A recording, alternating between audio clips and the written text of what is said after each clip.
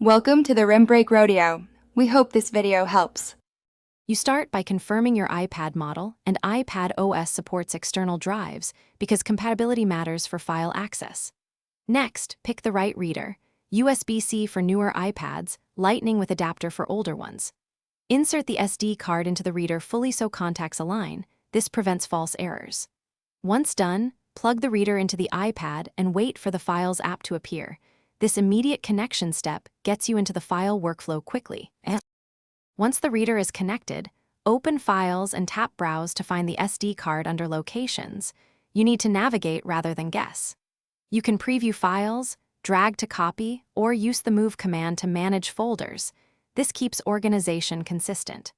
If you want photos in your camera roll with original metadata, open Photos and use Import, making sure to select Keep or Delete based on space. These steps let you control transfer type and preserve file To finish, stop any file transfers and tap the eject icon next to the SD card in Files before unplugging so you avoid corruption.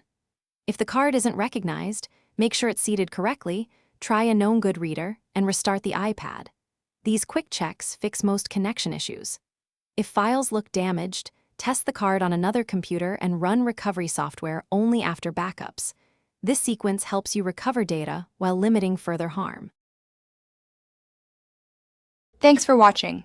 Consider subscribing if we helped you.